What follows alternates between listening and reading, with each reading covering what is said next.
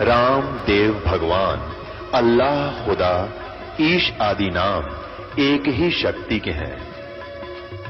वो कैसा है, कहां है, कैसे मिलता है, किसने देखा है? ये प्रश्नवाचक चिन्ह पूर्ण रूप से हटाने के लिए अवश्य सुनिए जगत गुरु तत्वदर्शी संत रामपाल जी महाराज के अमृत वचन, सर्व पवित्र धर्मों के पवित्र शास्त्रों के आधार पर। अपने आत्माओं, नेकी ने अपने पुत्र से कहा, बेटा अगर तुमने इस नगरी के तुम हितकारी हो तो चोरी करके लाइयो बेटा। अगर ये संत भूखे चले गए, यो गांव गर्क हो जाएगा, इसका बेड़ा गर्क हो जाएगा। बेटा अब तुम देख लो, चोरी को दान कर दे बेटा, चोरी नहीं है। और हम साधु संतों के लिए हम नहीं खाएंगे एक दाना भी, ये प्रण पक्का है। सम्मन से वो बोला, वहां बिल्कुल सही है, इस नगरी की हम रक्षा करेंगे, तो हमारे साथ कुछ भी बनो। दोनों बाप बेटा रात्रि में एक सेठ के घर पर जाकर सुराख लगा लिया दीवार में, और सेऊ अंदर चला गया। पहले सम्मन कह रहा था, बेटा तू बाहर रहे, मैं जाऊंगा। सम्मन सेऊ ने कहा कि नहीं पिताजी, आपको पकड़ लेंगे तो इस लाला जी की राजा तक पहुंचे, आपको फांसी लगवा देगा, और मैं बालक हूं, मुझे बालक समझ कर छोड़ देंगे।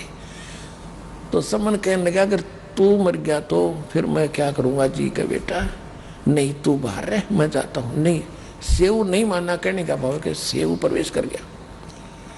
तो सम्मन ने कहा, बेटा 3 शेर हटा लाना, ज्यादा नहीं। तो अंदाजा सा अपनी फटी पुरानी चद्दर में 3 शेर आटा डाल के चल पड़ा। चलने लगा, जब आवाज होगी खुड़का होने से, शोर होने से, लाला जी जग गया। वहीं सो रहा था दुकान में, और उसने जो सेव निकलने की चेष्टा कर रहा था उसके पैर पकड़ के घसीट लिया वापस, के चोर चोर चोर करके। तब तक उसने वो आटा बाहर फेंक दिया था, पोटली में बांध के, पिताजी आप ले जाओ, मेरे को लाला जी ने पकड़ लिया। और लाला जी ने घसीट के और बांध दिया खंबे के, और देखा कि तू अच्छा है चोर, तुम चोर हो, वैसे भगत बने फिरते थे, आज तुम्हारी पोल खुल गई।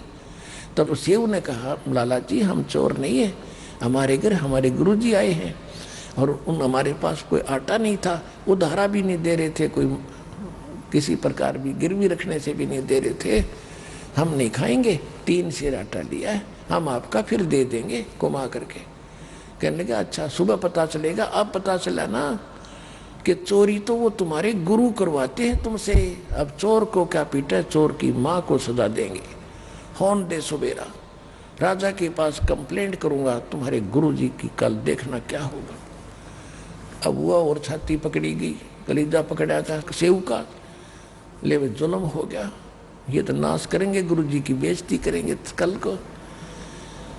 अब उधर से नेकी ने पूछा कि बच्चा कहाँ है। जब सम्मन लेकर गया आटा, लड़के की माँ ने पूछा, बेटा कहाँ है, कि वो तो सेठ ने पकड़ लिया और मैं आटा लेके आ गया। नेकी ने सोचा कि सुबेरे बच्चे को, अब सुबेरे बच्चे को पहचानेंगे और फिर क्या करेंगे, गुरुजी को सजा देंगे ये लोग। ऐसा क्यों ना कर दें कि लाला जी बोल ना सके, सुबेरे जिक्र भी ना करे कौन था कौन नहीं था। तो इस उद्देश्य से अपने गुरुदेव की इज्जत बचाने के लिए हृदय से कि भी नाश हो जाएगा, जब कल पता लग गया तो बेइज्जती कर देंगे गुरुदेव की। अपने पति से कहा माँ ने, अपनी उसकी पत्नी ने कि जा तलवार ले जा और लड़के का सिर काट दे और सिर ले आना। तो उसने ऐसा ही किया। अब तलवार लेकर जब सम्मन पहुंचा, उस सुराख के सामने बैठ के और कहा, बेटा सेऊ, 1-2 बात गुप्त तेरे कान में बोलनी है, बतानी है। बेटा कल तो ना जाने तू और हम मिल पाएंगे या नहीं मिल पाएंगे, क्योंकि राजा हमें सजा दे देगा। 1-2 बात बताना चाहता हूँ बेटा तुझे। एक बार सिर बाहर निकाल ले, कान में बात बताऊंगा। अब सेऊ ने कहा लाला जी से कि हे लाला जी, बाहर मेरा पिता बैठा है, दो बात करना चाहता है। तो सेठ ने कहा कि नहीं, तुम भाग जाओगे, तुम्हारी कोई स्कीम है कि नहीं? पैर को बांधे रख, रस्से को थोड़ा सा ढीला कर दे, मैं सिर निकालूंगा, बात करूंगा। अब जो ही उसने ऐसा सोचा भी चल ठीक है, बतला लेंगे क्या बतलाना चाहते हैं, पैर के रस्सा बांधे बांधे ढीला कर दिया, लूज कर दिया। अब सिर बाहर निकाल के सेऊ ने जब सिर बाहर निकाल लिया तो सम्मन का हाथ नहीं उठा। बेटे ने कैसे काटूं, गर्द छुपा ली पीछे को। तब लड़के ने कहा कि पिताजी एक बात मैं बताऊंगा अपने आपके कान में। आखा बोल बेटा, कि यदि तू मेरा बाप है तो मेरी नाड़ काट दे, ना तो बात बिगड़ेगी कल। मेरी गर्दन काट ले जा अगर तू मेरा बाप है, नहीं तो तू मेरा बाप नहीं है, मैं किसी और का अंश हूं। इतना कहते ही उसमें भी करंट आया। तब बच्चे की मुख से बात सुनकर उसने सिर काट दिया सम्मन ने, और चोटी पकड़ कर घर ले गया, ऊपर शीश को। उधर से लाला जी ने देखा कि ये तो 302 का मुकदमा तेरे लगेगा। उसने क्या किया, उस बच्चे को घसीट के धड़को और एक पजावे में जाके गिरा। गड्ढे से होते थे जहाँ कुमार लोग मिट्टी मुट्टी खोदते थे, गड्ढे एकांत में, वहां गिर डालिया और अपनी वह दीवार बंद करके और लीप लाप के उसका रेता मार के ऐसा कर दिया जैसे कुछ हुआ ही नहीं। उधर से जब सम्मन उस लड़के के शीश को लेकर गया, निक्की ने पूछा, कहा कि अब फिर वापस जाओ। अब सेठ उसने कहीं जंगल में डाल कर आओगा लाश को, शेष शरीर को धड़को, और उसको भी उठा लिया। कदे कोई दिन में फिर बात चल है, कौन है किसका मर गया, इंक्वायरी चल है और बच्चा पहचानना चाह। अब फिर वो गया सम्मन जहां उसकी घसीट जा रही थी। लाला जी ताकत अपना बैठ गया करके शांत, और वो लिया फिर उसने ठा के बच्चे के लाश को चादर ढक के और लिया के कोने में डाल दी झोंपड़ी के, और ताक में अलमारी के एक ताक में रख दिया सिर। और बेटा का कत्ल हुआ पड़ा सतगुरु की सेवा में। नेकी सम्मन कहने लगा, रोइए मत, रो भी पड़ी ना आंखें मांसू आगे, गुरु जी ने पता लग जाएगा और भोजन नहीं खाएंगे। तो उन्होंने माँ ने रोटी बनाई और वक्त से 5:30-6 बजे से कहा कि जाके कहते गुरुदेव ने शाम की भूख लगी है, भोजन जल्दी बना दिया, खा लो। और जल्दी जान की कह भी रहे थे, हमने सुबह जल्दी जाना है तो ये खाकर चले जाएंगे कि इनको पता नहीं लगेगा, नहीं तो रोटी नहीं खाएंगे। सम्मन ने कहा कि आओ महाराज, भोजन तैयार है। तीनों परमात्मा कबीर जी और दोनों कमाल और फरीद जी, वो बैठ के एक तरफ भगवान का आसन लगा दिया कबीर जी का, और 3 बर्तनों में भोजन सारा जितना बनाया था 3 पात्रों में डाल के धर दिया। 3 दोनों में पतलों में, थाली भी ना थी, बेचारे गरीब होंगे। तो परमात्मा ने कहा भी ऐसे नहीं, इनको 6 भागों में बांटो, 3 तुम हो, 3 हम हैं, सारे मिलकर बैठकर प्रसाद बना कर प्रेम से खाएंगे, तुम भी तो मेरे बच्चे हो। अब समस्या आएगी कि डालो 6 जगह डालो। अब उन्होंने 5 जगह डाल कर रख दिया कि नहीं 1 जगह और डालो। अब वो कह रहे थे जी बच्चा कहीं बाहर गया है खेलने के लिए, देर से आएगा, कि नहीं आ जाएगा, जब खा लेगा उसको छोड़ देंगे, बैठ जाओ। तो उन्होंने सोचा चल ऐसे भी ठीक है, ये छोड़ देंगे, गला डला बात खत्म हो जाएगी। 6 जगह कर दिया। तब परमात्मा ने कहा कि आओ सेऊ जी मिलो, ये प्रसाद प्रेम और सिर कटते हैं बेटा चोरों के, संतों को नितक से। सेऊ धड़ पे शीश चढ़ाओ, बैठा पंगत माही, और नहीं निशानी गर्दन के, यो ओ सेऊ अकनाही। बोलो कबीर भगवान की जय हो।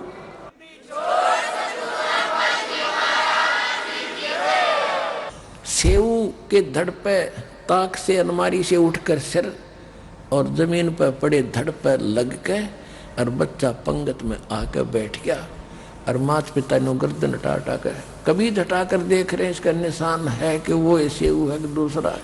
अंदर जाकर देख काए, हम इतने नालायक हो गए जो पेटा भरा, जब कभी आंखें देख ले, वहां केवल रक्त के कण पड़े थे, कुछ छींटे लगे हुए बच्चा बाहर बैठा, उसके निशान भी नहीं, और अपने हाथों काट रखा बच्चा। समर्थ का शरणाग हो रंग होरी हो, भाई कदे न हो ए काज राम रंग होरी हो।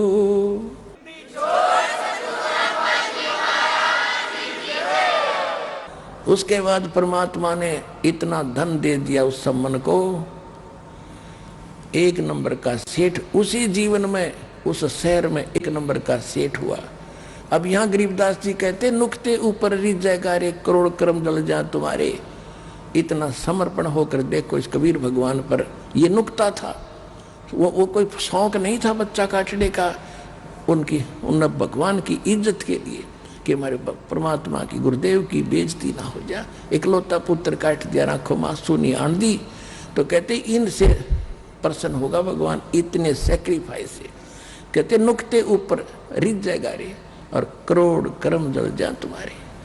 तो पुण्यात्माओं, तुम ऐसे भगवान की शरण में आगे हो, सच्चे दिल से भक्ति करो कति आत्मा से, और फिर देखना पल पल में कितने चमत्कार आपको देगा, आप सोच भी नहीं सकते, और मोक्ष देगा।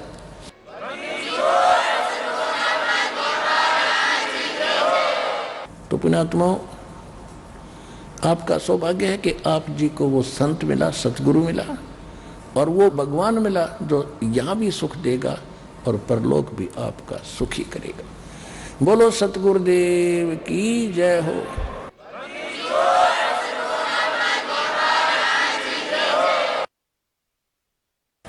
परम पिता परमात्मा पूर्ण ब्रह्म सारी सृष्टि के कर्ता कबीर परमेश्वर जी की असीम रजा से आप सभी पुण्यात्माएं इस सतलोक आश्रम बरवाला जिला हिसार में उपस्थित हुए। गुरुपद सेवै बिरला कोई, जा पर कृपा साहिब की होई। गुरु जी के पद्धति को, गुरु जी के बताए मार्ग को वही सफल कर सकता है जिस पर परमात्मा की विशेष रजा होती है। यदि आप जी को ये ज्ञान ना होता तो आप इस समय को कहीं ना कहीं बर्बाद करते, कहीं किसी की निंदा चुगली करके, या किसी कहीं पर ताश खेल के, या जुआ खेलते, या कहीं राजनीतिक बातें करते जो कति काम की नहीं थी। और वो समय आपका कैसा सदुपयोग हुआ, इस बात को याद रखना। ये सब कहते हैं भक्ति मुक्ति के दाता सतगुरु, भटकत प्राण फिरंदा, उस साहिब के हुक्म बिना नहीं तरवर पात हिलंदा। उस परमेश्वर कबीर जी की आज्ञा बिना, उसकी रजा के बिना किसी वृक्ष का पत्ता भी नहीं हिल सकता। भक्ति और मुक्ति के दाता सतगुरु, भक्ति करा के ही मोक्ष होता है। जब हमें सत भक्ति प्राप्त होगी तभी हम मुक्ति पाएंगे, और वो सतगुरु ही दे सकता है। सतगुरु परमात्मा ही होता है, या फिर उस परमात्मा का कृपा पात्र हो सकता है जिसने जो ज्ञान उसी परमेश्वर से जो सतगुरु रूप में आए हुए होते हैं, वो फिर आगे उसी के ज्ञान को प्रचार करता है। तो इस विषय में आज ये दास वो सतगुरु है जो परमात्मा का दास, उसका भेजा हुआ कुत्ता आपको जगा रहा हूं भौंक भौंक कर। आप धनी हो, पिछले जन्म जन्मांतर के धनों बहुत है आपके पास, पुण्य धन, परमात्मा का भक्ति धन आपके पास बहुत ज्यादा है, और आप गफलत में सो रहे हो, चोर चोरी कर रहे हैं। वो कौन सी चोरी कर रहे हैं? आपको कहीं शराब पिलाकर, ये मन उस काल का एजेंट है, ये आपको ना जाने कहाँ सांग सिनेमा में ले जा करके वहाँ आपका समय व्यर्थ कराता है, और कहीं इधर झूठी भक्ति करवा के आपकी भक्ति धन का नाश करवाता है। किसी को आशीर्वाद देते हो, किसी को बद्दुआ देते हो, तो ये आपके भक्ति धन की चोरी हो रही थी। अब ये दास आपको भौंक रहा है गली गली में, पहले गांव गांव में गली गली में गए, प्रचार ज़्यादा बढ़ गया तो फिर परमात्मा की वही आवाज़ इस दास के, उसके कुत्ते की CD DVD मेमोरी कार्ड बना के आप तक पहुंचाया। आप जाग गए, जो जग गए उनका चोर भाग गए, और जो अभी सोए पड़े हैं उनका चोर चोरी कर रहे हैं, उनको भी हमारा उद्देश्य है जगाएंगे, बार बार आवाज़ लगाएंगे, कभी तो वो कुंभकर्ण की नींद को त्यागेंगे, भक्ति में लागेंगे। वो भी आपके भाई बहन हैं जो अभी बिछड़े हुए हैं, उनको भी जगाना है। तो आज जो सतगुरु, भक्ति मुक्ति के दाता सतगुरु और भटकत प्राणी फिरंदा, उस साहिब के हुक्म बिना नहीं तरवर बात हिलंदा। वही परमात्मा स्वयं ही अपने उस सुख स्थान को त्याग कर इस सबसे घटिया स्थान काल के लोक में आता है। सहस्रीर आते हैं वो दाता, प्रत्येक युग में एक लीला करते हैं, एक बालक रूप में कमल के फूल पर प्रकट होते हैं।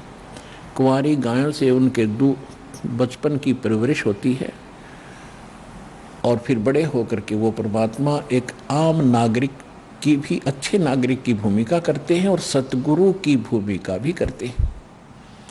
और फिर उसके अतिरिक्त दूसरी स्थिति में वो कभी भी प्रकट हो जाते हैं किसी स्थान पर, कोई साधु संत रूप बना के। कलयुग के अंदर विशेषकर वो जिंदा महात्मा के रूप में ही प्रकट हुए हैं और अच्छी आत्माओं को मिलते हैं। ये वेदों से भी आपको प्रमाणित कर दिया कि परमात्मा सतलोक में रहता है, और वहाँ एक सिंहासन पर विराजमान है, तख्त पर।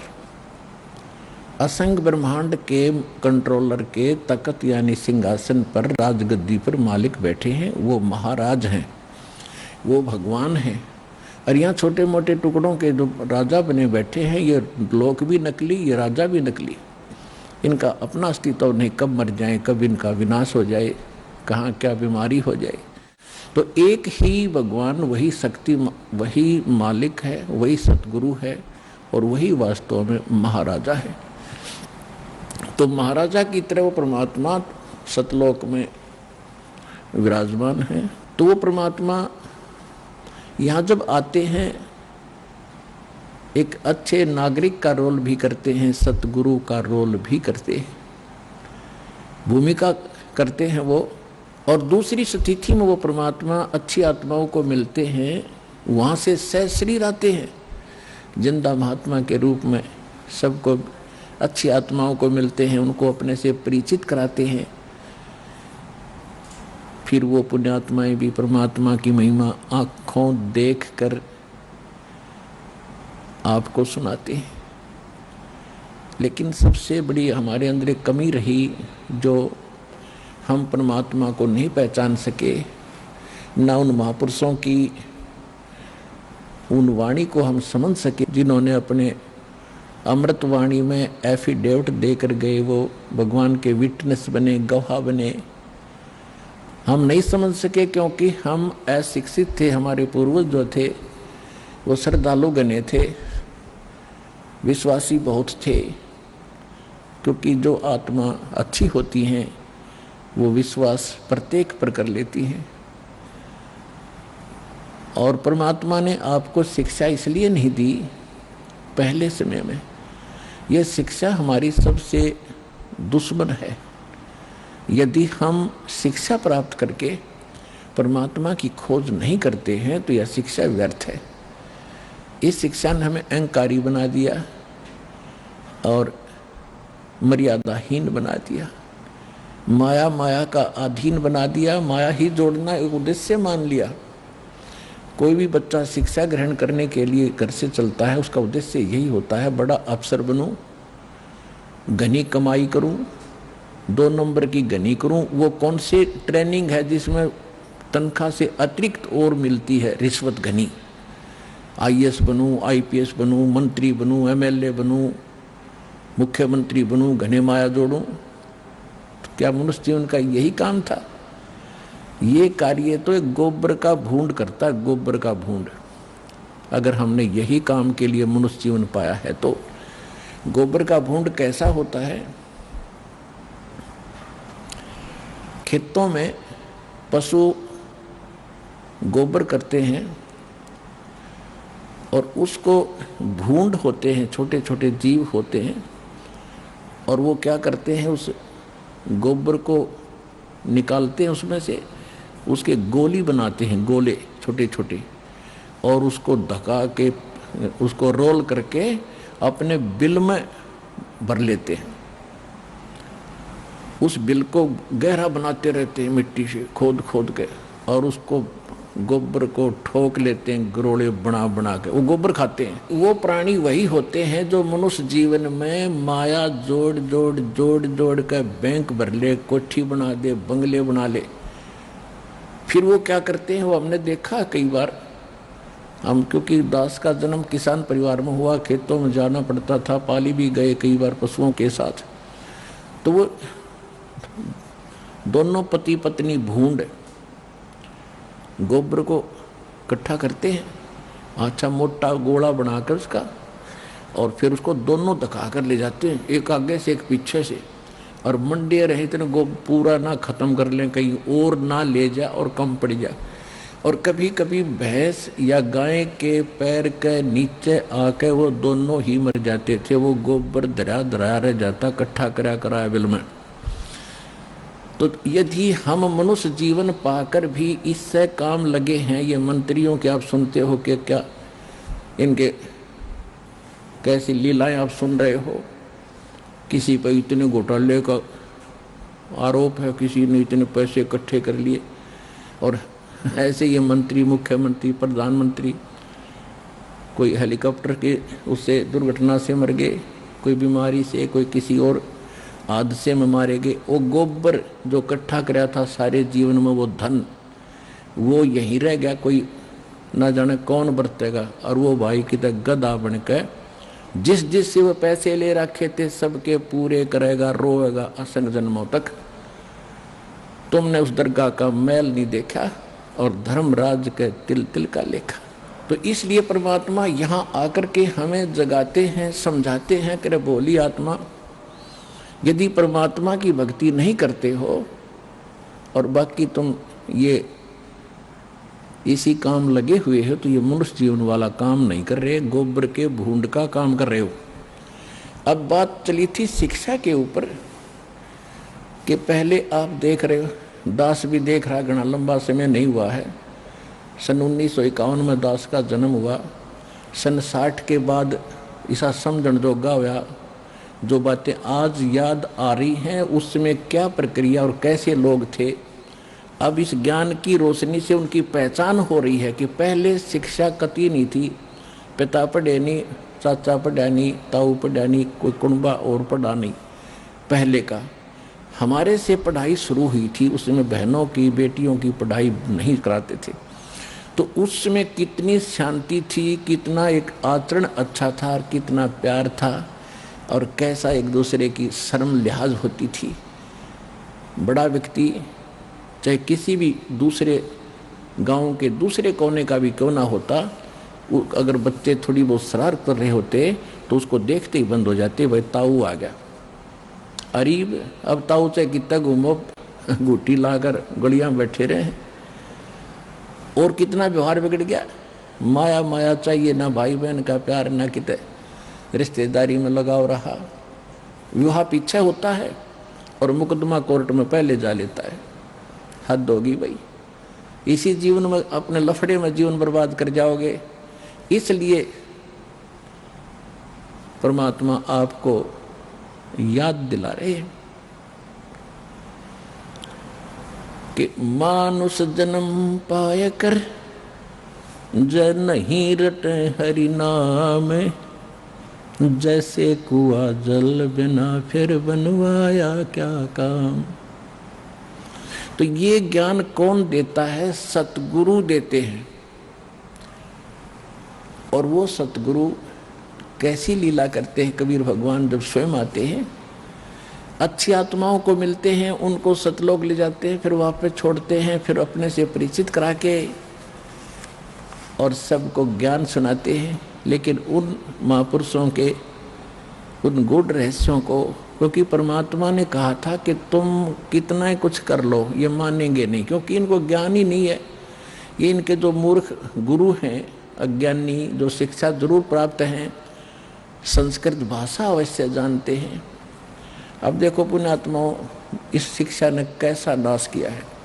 ये हमारे धर्मगुरु जितने भी थे, ब्राह्मण लोग थे, इनको ही शिक्षा ग्रहण करने का अधिकार था।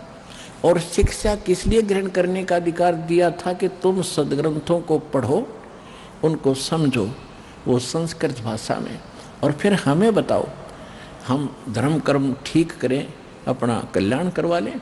और गीता में भी ऐसा लिखा है कि जो विद्वान लोग हैं, वो विद्वान लोग सदग्रंथों को पढ़कर अविद्वानों को सुनाएं। अविद्वान माने, क्योंकि ये विद्वान मानते हैं जिसने शिक्षा है, अक्षर ज्ञान है, और अविद्वान कहते हैं जिसने अक्षर ज्ञान नहीं है, उनको सुनाओ। और यदि अविद्वान यानी अनपढ़, अक्षर रहित, वो अगर विद्वानों की बातों को सुनकर उनके अनुसार आचरण कर लेते हैं तो उनका मोक्ष हो जाएगा। बिल्कुल सही है, पढ़ना जरूरी नहीं था। तो इसलिए परमात्मा ने शिक्षा की आवश्यकता नहीं समझी, क्योंकि वो समय नहीं था पार करने का तुम्हें। अब समय अब आया है। तो उस समय वो जो शिक्षा ग्रहण करते थे ब्राह्मण लोग, ये केवल माया जोड़ना उद्देश्य रखते थे। और काशी विद्यापीठ बनारस में जो बच्चा पढ़कर आता था ब्राह्मण का, उसकी बड़ी महिमा होती थी, और उसी से सभी अपने धार्मिक अनुष्ठान कराया करते थे, अच्छी दक्षिणा देते थे कि बड़ा अच्छा सदग्रंथों का ज्ञाता। तो उन धर्म गुरुओं का एक उद्देश्य बन गया कि माया घनी कैसे बने। इन्होंने माया इकट्ठा करना ही उद्देश्य मान लिया। एक कड़ौली गांव है खरखोदा तहसील के अंदर, सोनीपत जिले में कड़ौली गांव का एक जाट था, निश्चल दास नाम था उसका, किसान का लड़का था। उसने जब वो समझण जोगा हुआ 10-12 वर्ष का, तो उसके मन में प्रेरणा हुई कि भी हमारे जितने भी सदग्रंथ, वेद, गीता, पुराण जो भी हैं, ये सारे संस्कृत भाषा में हैं, और मैं संस्कृत भाषा पढ़ूं। और ये और जो धर्म गुरु हैं, ये तो स्वार्थवश इनको पैसे लेते हैं और अटपट में लगा रखा है। मैं सदग्रंथों को पढ़ूंगा, वास्तविक ज्ञान करा करके फिर सच्चा ज्ञान लोगों को बांटूंगा फ्री में। तो इस उद्देश्य से उसने काशी विद्यापीठ में प्रवेश पाना चाहा शिक्षार्थ। तो उसके सामने एक समस्या आ गई कि वहाँ केवल ब्राह्मणों के बच्चों को ही प्रवेश मिलता था। उसके लिए गांव से नंबरदार होते थे, सरपंच नहीं होते थे, उनसे लिखवा कर ले जाना पड़ता था कि इस गांव का ब्राह्मण का पुत्र है, उसको प्रवेश मिलता था। तो उसने एक नंबरदार ऐसे ही अशिक्षित होते थे उसमें, उसने आप पे लिख लिया कि ये निश्चलदार पुत्र फलाना गांव कड़ौली और ब्राह्मण का बेटा है, उसके दस्तखत करा लिए, वो प्रवेश पा लिया। प्रत्येक कक्षा में प्रत्येक वर्ष सबसे टॉप में आवे, संस्कृत भाषा सीख ली, बहुत अच्छा। जब शिक्षा पूर्ण करके वो चलने लगा तो जो प्रिंसिपल था वहाँ का, बनारस का जो ब्राह्मण प्रिंसिपल था, यानी मुख्य अध्यापक था, शिक्षक था, उसकी एक कन्या विवाह के योग्य थी, युवती थी।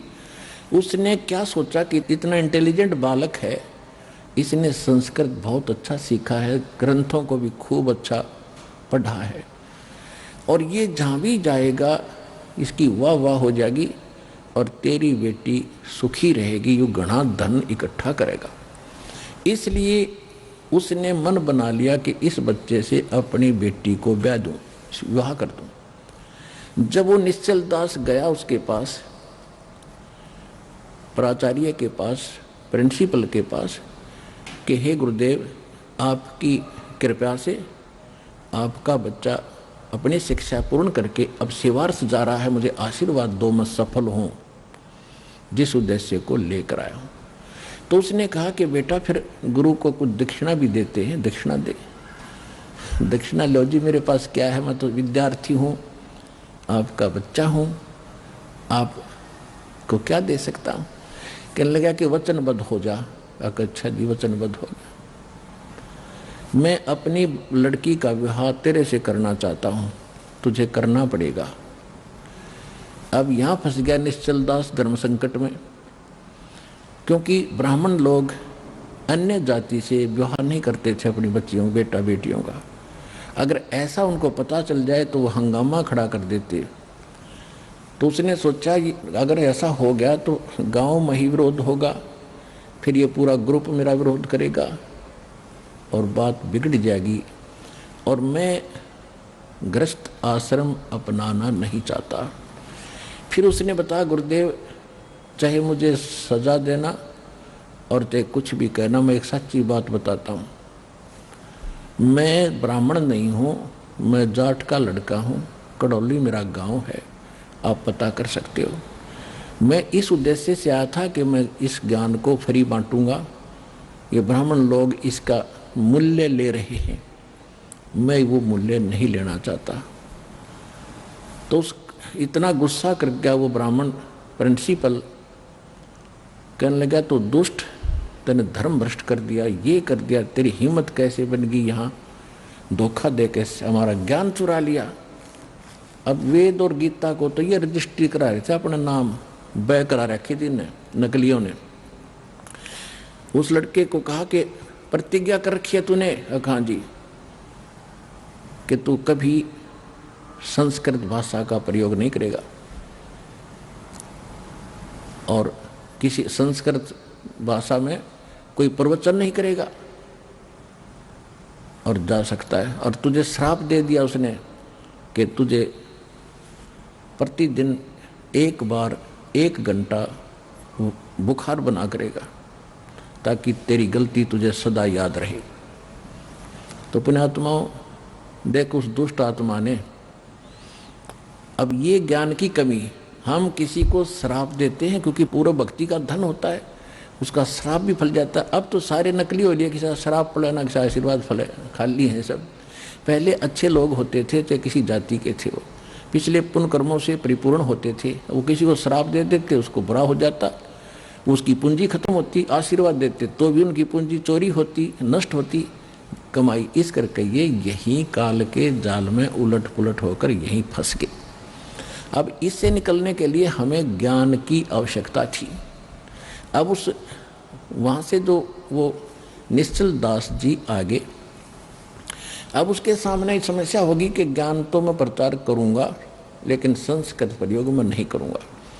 उसने क्या किया कि फिर दादू पंथ, एक दादू साहब हुए हैं जिनको परमात्मा कबीर जी मिले थे। अब परमात्मा ने क्या किया है, वो अच्छी आत्माओं को मिलते हैं और उनको अपना कुछ झलक देते हैं जिसको ये दिखता है कि ये तेरे अनुकूल चलेगा। तो दादू जी को परमात्मा मिले, आंखों देखकर आए, और फिर दादू साहब ने कबीर भगवान की बहुत महिमा गाई। लेकिन दादू जी को परमात्मा ने पूर्ण ज्ञान नहीं दिया। इसलिए नहीं दिया कि उस पंथ के लोग भी आज फिर वही गीत गा रहे होते जो आज हमने बताना था। लेकिन ये जरूर पक्का करवा दिया कि जो काशी में जो धाणक थे वो परमात्मा है, जो बनारस में आए हुए थे वो मेरे सतगुरु वही है। जिन मुझको निज नाम दिया सोए सतगुरु हमारे, दादू दूसरा कोई नहीं ये कबीर सिरजनहारे। उन्होंने एफिडेविट दे दिए, विटनेस बन गए कबीर भगवान के। लेकिन आगे चल के उस पंथ में कबीर साहब का नामो निशान नहीं है। दादू पंथ में दादू जी को पूर्ण परमात्मा, दादू जी का कोई जन्म नहीं हुआ, अपने आप प्रकट हुए। इस तरह वहाँ मिले थे, फलान हो गया था, उसकी माँ को आशीर्वाद दे दिया था एक संत ने। तो इस तरह करके वो दादू जी को ही खुदा बनाए बैठे हैं, वो कुछ भी बनाए रहो। फिर निश्चल दास जी ने वहाँ दीक्षा ली दीक्षा लेकर के फिर संत वाणी में एक निश्चल ग्रंथ बनाया। लेकिन निश्चल दास के पास भी वो ज्ञान नहीं था। वेदों के ही अटपट कर रखी है उसने, जैसा वेद गीता उसने समझा संस्कृत में, उन्हीं को फिर संत वाणी में लिख रखा है, उसमें कुछ भी नहीं। मैंने उसको खूब पढ़ा और देखा। तो कहने का भाव ये है कि पहले ये जो शिक्षा थी ये एक वर्ग के बांध रखी थी और अन्य अशिक्षित थे। परमात्मा ने इसलिए इस बुराई को अन्य समाज में नहीं जाने दिया कि ये कत्ती घर के रहेंगे ना घाट के। आज ब्राह्मणों को देख लो, जो भी पंडिताई करता उसका सर्वनाश हो रहा है। जो भी ब्राह्मणपना करता लास्ट में ब्राह्मणटी होगी इसकी ये हमने खूब देखा हुआ। ब्राह्मण मतलब ये नहीं कोई जाति कास्ट ब्राह्मण नहीं है, क्योंकि हमने ज्ञान से उठना ऊपर। इन संसारिक जो बंधन हैं, सीमाएं हैं, ये ज्ञान से अपने आप टूट जाएंगी। मेरे पूज्य गुरुदेव जी स्वामी रामदेवानंद जी, ये इसी हरियाणा के रहने वाले, दादरी के पास एक 45 गांव है। तो परमात्मा ने मेरे पूज्य गुरुदेव जी जो ब्राह्मण थे, जाति से ब्राह्मण थे, कर्म ब्राह्मण नहीं था। यानी ब्राह्मण ग्रुप में, ब्राह्मण समुदाय में जन्म हुआ था उनका। और वो अपना खेती थी, किसानी करते थे उनके माता पिता, और उनके भी जमीन थी 5-4 एकड़ जमीन उनके हिस्से में। उसके पिताजी के पास तो काफ़ी ज़मीन थी, तो खुद पाली जाते थे। तो वो ब्राह्मण थे जाति के। जब उनको ज्ञान हुआ, हमारे पूज्य दादा गुरु जी उनको मिले, और मेरे दादा गुरु जी यानी मेरे गुरु जी के जो गुरु जी थे वो छावला गांव है दिल्ली में, नजफगढ़ के पास। उस छावला गांव के वो जाट थे, और उन्होंने फिर काशी विद्यापीठ में, उसके बाद फिर ये हल्की हो गई थी। मतलब जैसे हमारे गुरुजी जो थे, हमारे दादा गुरुजी जाट थे, और हमारे दादा गुरुजी के जो गुरुजी थे वो भी ब्राह्मण थे। और वो काशी विद्यापीठ वो पढ़ नहीं सके, उसने उन बच्चे को अपना गोद लेकर यानी अपना शिष्य बना कर सर्टिफिकेट बना के भेजा कि काशी विद्यापीठ में पढ़ का।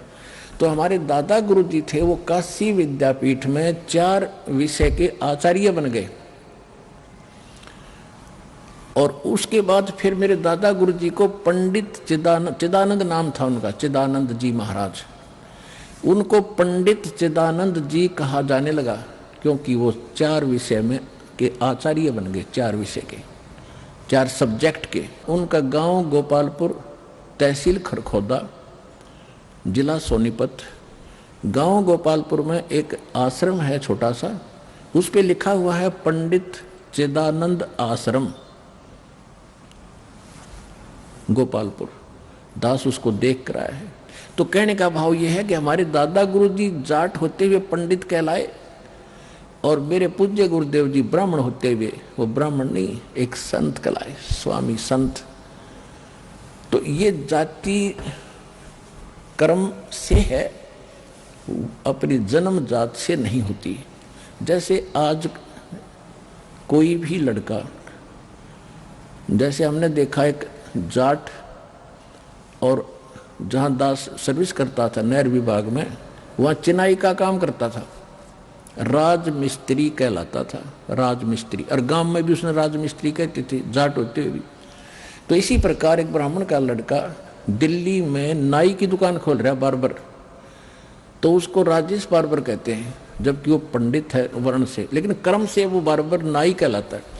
तो इसी प्रकार हमारी ये जातियां बनती चलेगी, ग्रुप बन गए फिर, क्योंकि पहले व्यवसाय परंपरागत होते थे, और उसी परंपरा में विवाह होना इसलिए कंपलसरी था, क्योंकि जैसे जाट की लड़की और कुम्हार का ब्यादी, तो जाट का व्यवसाय कुछ और है और कुम्हार का कुछ और, जाते सारे बर्तन फोड़ेगी।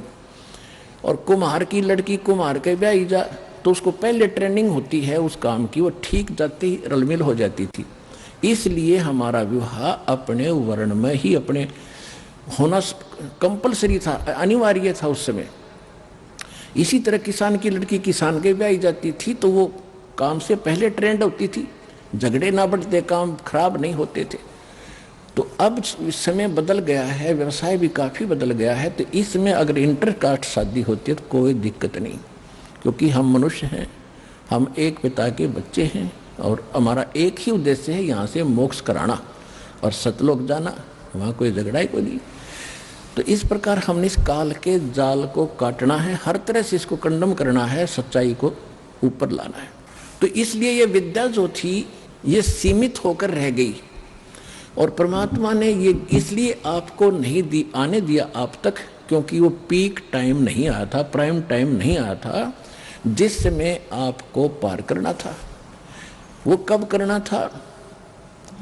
परमेश्वर ने काल से कहा था, जब काल की और परमेश्वर कबीर जी की गोष्ठी हुई थी प्रथम सतयुग में, जब सारी बात हो गई कि आप किस लिए आए हो सतलोक से, अपने परमात्मा ने अपना रूप बदल रखा था, अपने पुत्र जोगजीत का रूप बना रखा था।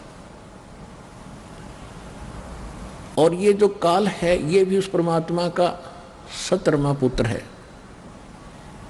ये उसका 17वां पुत्र है।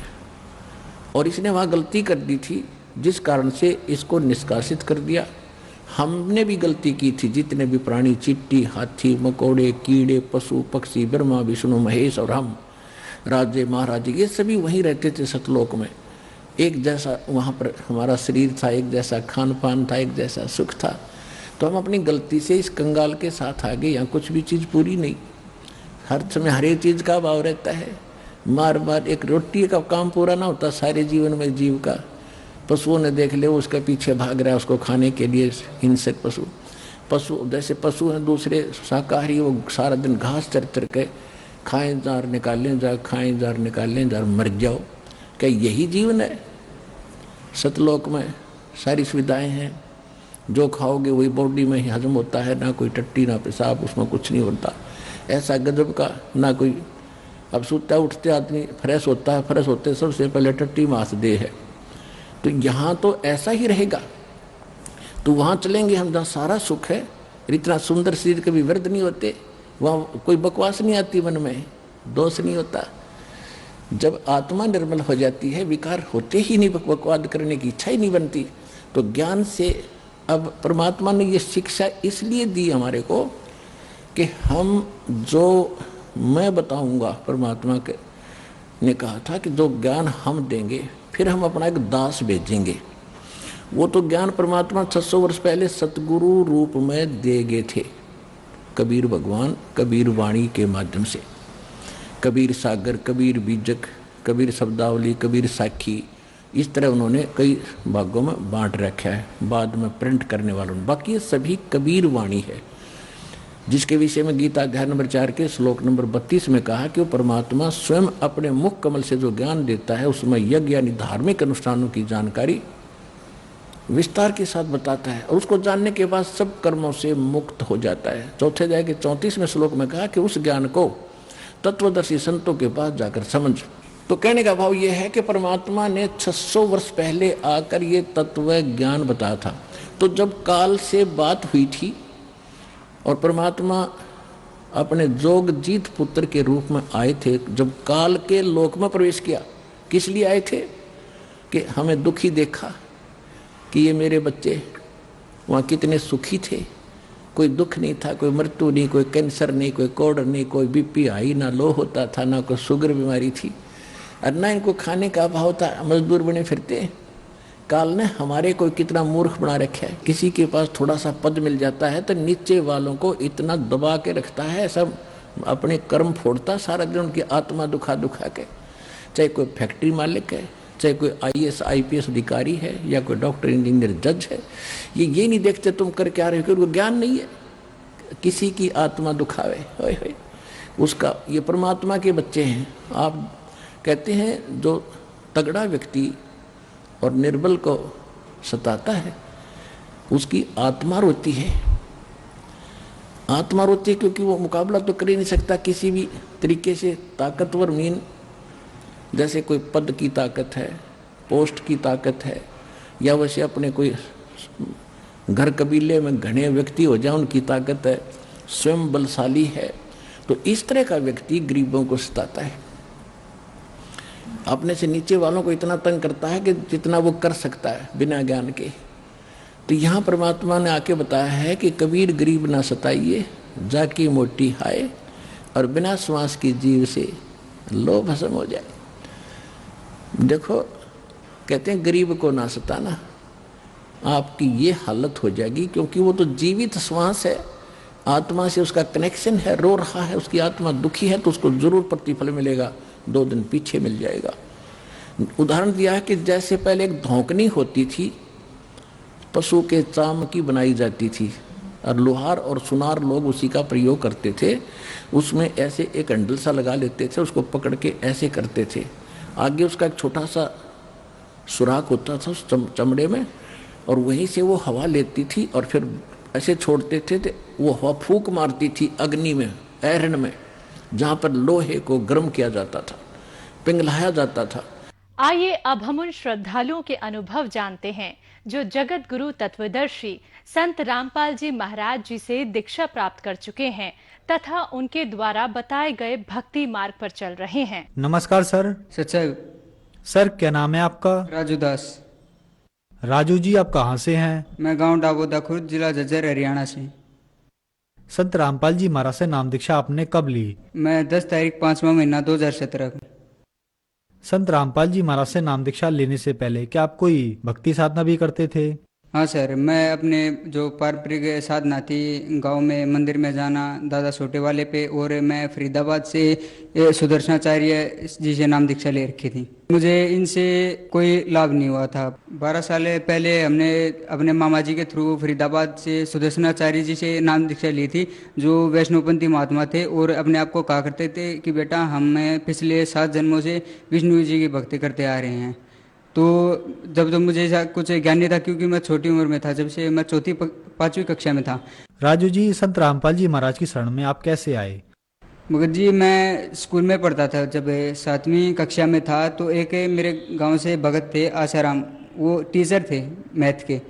तो ऐसे भी बच्चों को पढ़ाते थे, वो बच्चों को पढ़ाते पढ़ाते कई बार परमात्मा की चर्चा भी कर देते थे। तो एक बार उन्होंने कहा कि भाई तुम भक्ति साधना करते हो कुछ? तो बच्चे कहने लगे हाँ सर हम करते हैं, हम मंदिरों में जाते हैं, ऐसे जाते हैं। सबने कहा, हमने भी कहा। तो वो कहने लगे कि आपसे एक बात पूछूं? हमने कहा कि पूछिए सर। तो उन्होंने कहा कि ब्रह्मा विष्णु महेश के माता पिता कौन हैं? तो इतना कहते जो अन्य बच्चे थे वो हंसने लगे सर की बात पे, देख कैसी बातें कर रहे हैं सर। तो मुझे इस बात से एकदम झटका लगा कि यार इन्होंने ये बात क्यों कही। तो वो कहने लगे कि भाई ब्रह्मा विष्णु महेश के माता पिता, दुर्गा इनकी माँ है। तो अन्य बच्चों ने तो उनकी बातों पर विश्वास नहीं किया, उन्हें तो ऐसे ही टाल दिया। तो भगत जी स्कूल आउट होने के बाद, मतलब क्लास खत्म होने के बाद मैं सर से पूछा कि सर आपने कहाँ से कहा? तो उन्होंने कहा कि भाई हमारे सदग्रंथों में लिखा हुआ कि ब्रह्मा विष्णु महेश के माता पिता और इनकी जन्म मृत्यु भी होती है। तो मैंने कहा कि सर ठीक है। उस भगत ने मुझे गीता तेरा ज्ञान अमृत एक पुस्तक दे दी। मैं खुद गीता पढ़ता था घर पे। तो मैंने वो गीता और संत रामपाल जी महाराज का ज्ञान दोनों एक साथ रख के, राइट और लेफ्ट की तरफ दोनों का ज्ञान मिला के देखा। जब भगत जी मैंने गीता का ज्ञान मिला के देखा संत रामपाल जी महाराज से, तो गीता का ज्ञान बिल्कुल, मतलब कि जो मैं भक्ति साधना करता था फरीदाबाद वालों से, उनसे बिल्कुल हटके थे भगत जी। उनकी साधना सारी विरुद्ध, जो मैंने गीता में प्रमाण देख के मैं अक्का बक्का रह गया कि यार जो मैं साधना कर रहा हूँ वो सारी शास्त्र विरुद्ध है, ना उनके नाम मिल रहे हैं, ना उनकी कोई साधना मिल रही है। तो यार ये मतलब बहुत गलत हो गया। तो फिर भगत जी, मैं उन भगत से कहा कि यार मेरी तो सारी साधना गलत है, अब मैं क्या करूं? तो उस भगत ने कहा कि भाई यहाँ पे नामदान सेंटर है संत रामपाल जी महाराज का, मुंडका में। तो फिर मैं वहाँ पे चला गया भगत जी से। 2-3 दिन मैं वहाँ संत रामपाल जी महाराज के मैंने सत्संग सुने और प्रमाणित ज्ञान करके मैंने एक विश्वास करके कि संत रामपाल जी महाराज कबीर परमात्मा के भेजे हुए एक संत है, मैंने ये मान के संत रामपाल जी महाराज जी से 10 तारीख 5वां महीना 2017 को नाम दीक्षा ली। संत रामपाल जी महाराज से नाम दीक्षा लेने के बाद आपको क्या लाभ प्राप्त हुए? सर संत रामपाल जी महाराज जी से नाम दीक्षा लेने के बाद दास को बहुत लाभ हुए। पहला लाभ तो ये हुआ कि जब मैंने गीता का ज्ञान संत रामपाल जी महाराज से मिला तो मुझे ये पता चला कि सच्चाई क्या है सदग्रंथों की, वो क्या कह रहे हैं, गीता में क्या लिखा हुआ है, किस परमात्मा की भक्ति के लिए कहा गया है। प्रथम तो लाभ तो ये प्राप्त हुआ भगत जी कि दास को सच्चाई का पता चला सदग्रंथों की, जो उसमें लिखा हुआ है। संत रामपाल जी महाराज जी शरण में आने के बाद दास को ये लाभ हुआ कि जो मेरे अंदर भूत प्रेत बाधा थी 2 से 3 महीनों के, जो मैंने फरीदाबाद से सुदर्शनाचार्य जी से था नाम दीक्षा ले रखी थी, उन्होंने भी ये झाड़ फूक की मेरे ऊपर अपनी मतलब जो साधना वे करते थे, हवन किए, उन्होंने एक जो तावीज वो बांधते थे उन्होंने वे भी बांधा भगत जी, उससे कोई भी लाभ नहीं हुआ। और यहाँ तक कि मैं रात को जब सोता था तो वे सोते सोते वे भूत प्रेत जो थे वे मेरे चद्दर को फेंक देते थे एक तरफ और मुझे ऐसे इतनी बुरी तरह दबा लेते थे कि मतलब कि सांस लेने में मुझे बहुत ज़्यादा दिक्कत होती थी। तो संत रामपाल जी महाराज जी शरण में आने के बाद भगत जी मुझे पता भी नहीं कि वो भूत प्रेत की बाधा मेरे पास में हुई भी थी कभी। अन्य लाभ ये हुए भगत जी, मैं संत रामपाल जी महाराज को कबीर परमात्मा का एक भेजा हुआ दूत ही मानता था, उनको कभी परमात्मा स्वीकार नहीं किया क्योंकि मुझे इतना ज्ञान नहीं था। तो एक बार क्या हुआ कि मैं भक्ति कर रहा था, जो मैंने प्रथम नाम मिला था दास को, तो भगत जी परमात्मा ने दास को वो समय दिखाया जब मेरा जन्म भी नहीं हुआ था। एक तरफ तो कबीर परमात्मा खड़े थे, एक तरफ दास खड़ा हुआ था, और परमात्मा ने एक तरफ हाथ किया कि बेटा आप किसी भगत के घर में जन्म लेना चाहते हो, या एक तरफ है कि ये शराबी का घर है आप इसमें जन्म लेना चाहते हो। तो भगत जी मैंने कहा कि मैं एक शराबी के घर में जन्म लेना चाहता हूँ। तो परमात्मा कहने लगे कि बेटा क्यों? मगर परमात्मा आप तो दास को फिर खोज लोगे, लेकिन मैं एक शराबी के घर में जन्म लेना चाहता हूँ। तो भगत जी दास का जन्म 9 मार्च 1996 को दास का जन्म एक किसान परिवार में हुआ जहाँ पे मेरे पिताजी शराब पीते थे। तो भगत जी संत रामपाल जी महाराज की साधना से दास को ये पता चल गया कि मैं स्वेच्छा से इस घर में आया था। और एक अन्य लाभ बताना चाहूंगा संत रामपाल जी महाराज की शरण में आने के बाद जो दास को हुआ, जब हमें फरीदाबाद से सुदर्शनाचार्य से नाम दीक्षा ले रखी थी तो हम वो भक्ति करते थे, तो हमें उस भक्ति से कोई लाभ नहीं हुआ। मेरी दादी थी जिसको गले की कैंसर हुई, कम से कम वो 3 महीने तक बहुत बुरी तरह तड़पते उन्हें अपना शरीर छोड़ा, और छोड़ने के बाद वो भूत बनी, जबकि वे फरीदाबाद वाले कहा करते थे कि हमारी साधना से बेटा आपकी जन्म और मृत्यु सदा के लिए समाप्त हो जाएगी। वो झूठ कहा करते, अगर ऐसा होता तो मेरी दादी भूत क्यों बनती। तो भगत जी जब मुझे पता नहीं था कि ये साधना ही गलत थी, जब मैं संत रामपाल जी महाराज के शरण में आया, मैंने गीता को देखा, तो तब मुझे पता चला कि इनकी सारी साधनाएं गलत थी। वो साधना करते करते हुए मेरी दादी को गले की कैंसर हुई, वो बुरी तरह तड़प के उसने शरीर छोड़ा, उसके बाद वो प्रेत बनी। उनकी साधना जो थी वो सारी शास्त्र विरुद्ध थी, और मैंने प्रत्यक्ष प्रमाण देखे थे। तो जब घर वालों को भी ये पता चला कि मैं संत रामपाल जी महाराज का शिष्य हो गया हूँ, तो घर वालों ने उनको फ़ोन करके कहा कि ये ऐसे ऐसे संत रामपाल जी महाराज का शिष्य हो गया। तो उन्होंने क्या किया कि उनकी गुरु पूर्णिमा आई हुई थी, उस महीने में उनकी गुरु पूर्णिमा थी। तो उन्होंने क्या किया कि मेरी मम्मी से कहा कि तुम इसको गुरु पूर्णिमा पे यहाँ फरीदाबाद आश्रम में लेके आ जाओ, हम इसको देख लेंगे क्या चीज़ है। क्योंकि उन्होंने माना कि संत रामपाल जी महाराज ये काम छोटे मोटे साधक होंगे, उनको ये नहीं पता था कि ये परमात्मा है खुद। तो मैं अपनी मम्मी के साथ वहाँ उनके फरीदाबाद आश्रम में चला गया। तो मुझे नहीं पता था कि उन्होंने पीछे से क्या षड्यंत्र रचा हुआ था। तो मैं ऐसे ही मंदिर में प्रवेश कर गया, और दास को जब प्रथम नाम मिला हो तो मैं उसका सुमरण करता रहा, तो सुमरण नहीं रोका मैंने। तो बिना किसी तकलीफ के मैं वापस घर भी आ गया। तो घर पे आने के बाद शाम को घर वालों से फिर उस सुमनलता जिसे बात हुई, जो उनकी एक शिष्या थी जो नजफगढ़ प्रेमनगर 7 नंबर कॉलोनी में रहती है, तो उसने कहा कि बेटा ये गया था आश्रम में। तो उन्होंने कहा कि हाँ ये आश्रम में गया था। तो उन्होंने कहा था कि बेटा तुम अब चिंता मत करो, इसको हम अपने आप देख लेंगे। भगत जी उन्होंने पता नहीं क्या करने की कोशिश की थी, तो भगत जी उस चीज़ का असर नहीं हुआ। और घर वालों ने कहा कि तू पता नहीं कहाँ से नाम दीक्षा लेके आ गया, तेरे तो कुछ हुआ भी नहीं है, उन्होंने कुछ किया तो तेरे कुछ हुआ भी नहीं। उसके बाद भी भगत जी उन फरीदाबाद वालों ने दास के ऊपर जो कष्ट थे वो बंद नहीं किए। उन्होंने मेरे जितने भी पितर थे, मेरे दादाजी, मेरे पिताजी और मेरी दादी जी, तीनों को मेरे ऊपर उन्होंने छोड़ दिया था, ये मान के कि ये प्रेत बाधा से दोबारा पीड़ित होगा तो हमारे पास ही आएगा। लेकिन संत रामपाल जी महाराज की इतनी बड़ी कृपा थी दास के ऊपर, भगत जी वो मुझे कोई भी नुकसान नहीं पहुंचा पाए। और एक बार और मेरी दादी को भेज दिया, क्योंकि मैं अपनी दादी से बहुत ज़्यादा लगाव था, मेरा सबसे ज़्यादा मेरे परिवार में मेरी दादी से मेरा बहुत लगाव था। तो वो मेरी दादी आई मेरे पास और वो रोने लग गई जब मैं संत रामपाल जी महाराज की शरण में था। तो वो रोने लगी तो मैं कहने लगा कि माँ क्यों रो रही है, मैं दादी को माँ कह के बुलाता था। तो वो कहने लगी कि बेटा तू संत रामपाल जी महाराज को छोड़ के वापस इस फरीदाबाद वालों से नाम दीक्षा ले ले। मैं कहा क्यों? कि बेटा अगर तू ऐसा नहीं करेगा तो ये हमें आश्रम से निकाल देंगे। भगत जी उन्होंने जब मेरी दादी ने ये बात कही कि ये हमें आश्रम से निकाल देंगे, भगत जी मुझे बहुत बड़ा धक्का लगा था।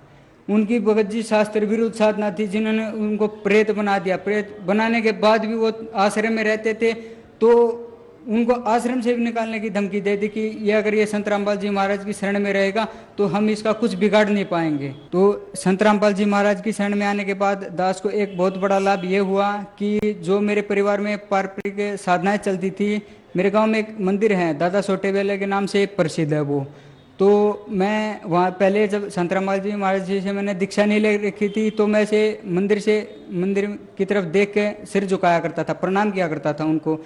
जब मैंने संत रामपाल जी महाराज जी से नाम दीक्षा ली तो मैंने उस मंदिर की तरफ आदर करना बंद कर दिया था।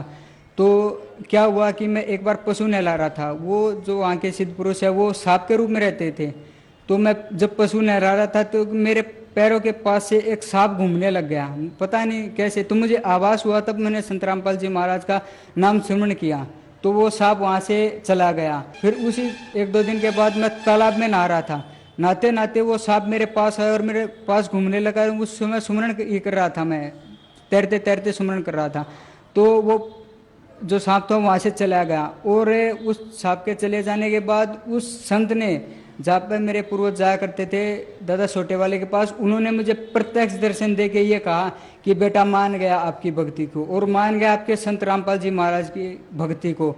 बेटा जो आप साधना कर रहे हो इसका कोई वार पार नहीं है, ना इसके सामर्थ्य का कोई वार पार है। और बेटा मैं आपसे बहुत प्रसन्न हूँ, आप जो साधना कर रहे हो इस पे लगे रहिएगा बेटा, आपको आजीवन कोई भी कष्ट नहीं आएगा, ये मैं गारंटी के साथ कहता हूँ।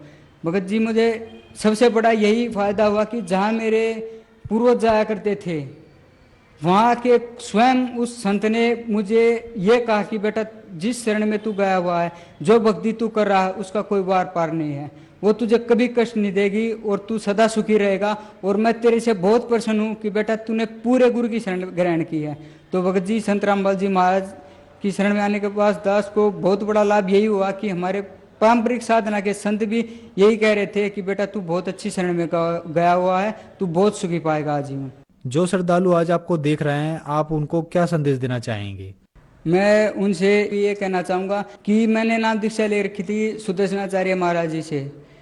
उन्होंने जो मुझे नाम दीक्षा दी थी उन्होंने मुझे 3 नाम की नाम दीक्षा दी थी। ओम श्री भगवती वैसे वासुदेवाय नमः, ओम नमो नारायण, और एक नाम दिया करते कि बेटा जब ये 2 नाम आप परिपक्व कर लोगे तो तीसरा नाम आपको दिया जाएगा, जो आपको किसी को झाड़ा लगाओगे तब उस मंत्र का आपको प्रयोग करना पड़ेगा।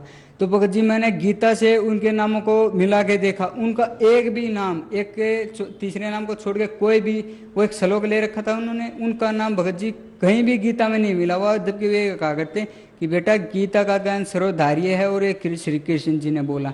भगत जी उनकी एक भी क्रियाएं ना तो गीता से प्रमाणित ना किसी भी सदग्रंथ से प्रमाणित है। तो मैं भक्त समाज को और सभी को ये कहना चाहूँगा कि आप संत रामपाल जी महाराज जी के ज्ञान को एक बार सदग्रंथों से मिला के देखिए, आपको सच्चाई का अपने आप पता लग जाएगा कि क्या सच और क्या झूठ। सर, संत रामपाल जी महाराज से नाम उपदेश कैसे ले सकते हैं? सभी जगह संत रामपाल जी महाराज की दया से हर एक स्टेट में नामदान सेंटर खुले हुए हैं। आप जो सत्संग आते हैं संत रामपाल जी महाराज जी के टीवी चैनलों पे, तो उन चैनलों के नीचे से एक पीली पट्टी चलती है, वो पीली पट्टी चलने के वहाँ पे कॉन्टैक्ट नंबर होंगे, आप उनसे कॉन्टैक्ट कीजिए। आप वहाँ से बुक भी मंगा सकते हैं फ्री ऑफ कॉस्ट, और वहाँ से अपने नज़दीकी नामदान सेंटर का पता भी लगा सकते हैं। धन्यवाद सर। सर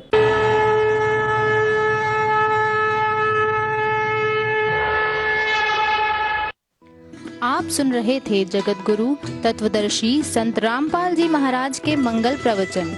अधिक जानकारी के लिए संपर्क करें 9729277503 9992777503।